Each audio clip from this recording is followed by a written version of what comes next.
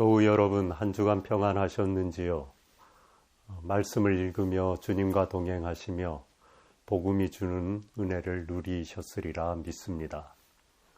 예수님의 가르침과 모든 사역, 결국 예수님의 삶 전체는 십자가를 향한 것이었습니다.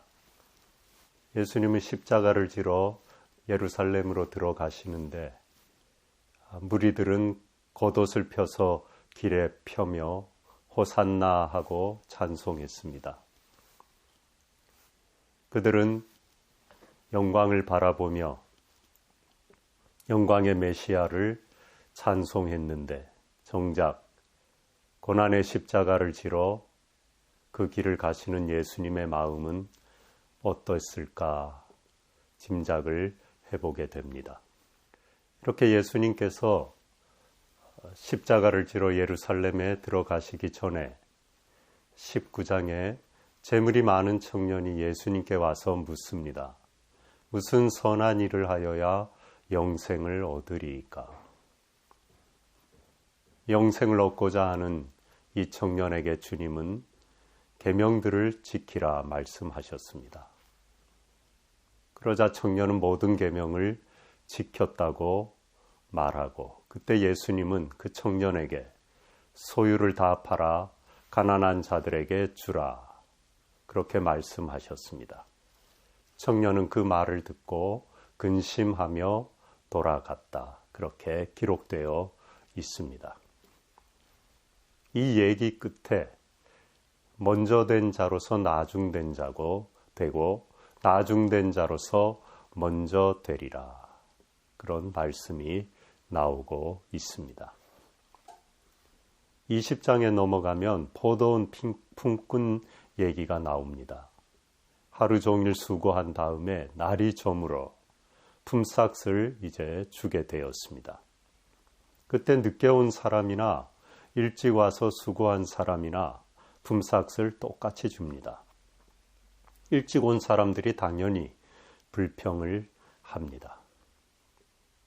이 얘기 끝에도 나중된 자로서 먼저 되고 먼저 된 자로서 나중되리라 하는 말씀으로 끝을 맺고 있습니다.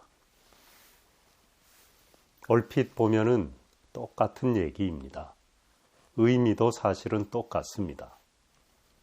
그러나 19장 부자 청년 얘기에서는 먼저 된 자가 나중되고 나중된 자가 먼저 되고 포도원 품꾼 얘기에서는 나중된 자가 먼저 되고 먼저 된 자가 나중된다. 이렇게 순서가 반대로 되어 있는 것을 보게 됩니다.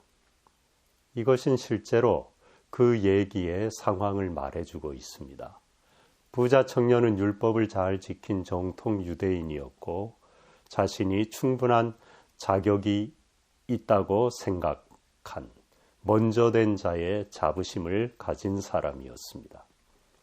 그러나 결국은 근심하며 돌아가서 그가 원했던 영생, 구원을 본문에서는 누리지 못한 것으로 되어 있습니다. 결국은 나중된 것입니다. 구원의 순서는 역전된 거죠. 반면에 나중 온 품꾼은 그 본문 얘기 끝에 나오는 것처럼 실제 시간상 늦게 와서 나중된 자였습니다. 그러나 같은 품삯을 받았습니다. 먼저 온 자와 똑같이 되었습니다. 하나님 나라의 보상과 구원의 순서는 이 땅의 논리와 순서와 다르다는 것을 말씀해주고 있습니다. 청년은 자격이 있다고 생각했는데 사실상 그렇지 못했습니다. 늦게 온 품꾼은 자격이 없다고 생각했는데 과분한 보상을 받게 되었습니다. 이것은 하나님 나라의 구원의 순서는 이 땅의 순서와 상관이 없고 또 하나님 나라의 구원의 기회는 무궁하다는 것을 보여주고 있습니다. 이 세상 가치 기준과 순서가 역전된 곳, 그것이 바로 하나님의 나라입니다.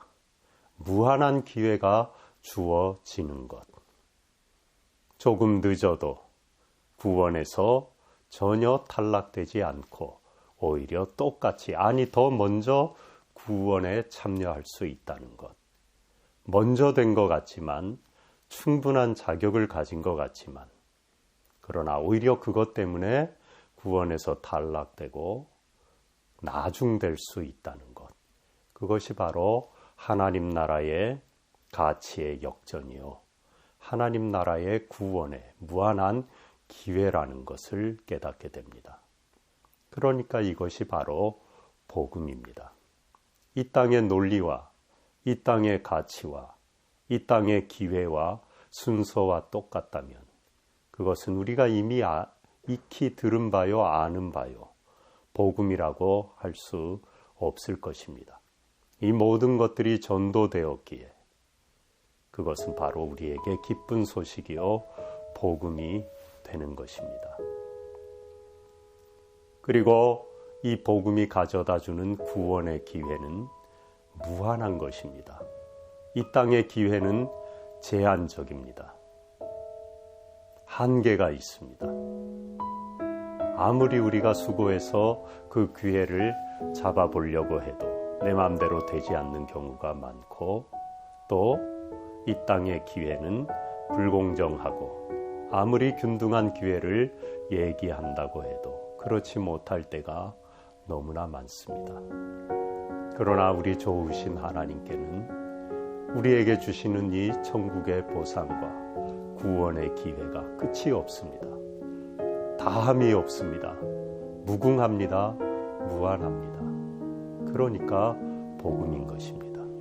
지금 그 기회를 혹시 놓쳤더라도, 어떤 사정으로 늦게 왔더라도, 아무 자격이 없는 처지에 있더라도 주님은 두 팔 벌려 지금도 우리를 맞으시고 구원의 기회를 주고자 찾고 계십니다. 이 무한하신 주님의 긍휼과 자비하심, 그것이 바로 복음인 것입니다. 이 복음 안에 살아갈 때 천국을 누리고 자유함을 맛보는 삶이 되는 것입니다. 사순절 기간을 사복음서를 읽으며 이 복음을 우리가 품고 발견하고 그 복음을 붙들고 기도하는 시간을 갖고 있습니다. 2주 동안도 여러분 그 말씀 가운데 복음의 은혜를 경험하셨을 줄 아는데, 이제 또 한 주간도 그 말씀 속에서 복음을 발견하고 그 복음이 주는 은혜를 붙들고 그 은혜가 가져다주는 자유함을 누리는 시간이 되시기를 소망합니다. 봄의 기운이 싹트고 있는 것처럼 우리의 신앙도 부활의 주님을 맞이하는 그 믿음으로 하나님이 주신 은혜를 누리고 그 가운데 자유함을 맛보는 삶이 되시기를 바랍니다. 한 주간도 승리하십시오. 감사합니다.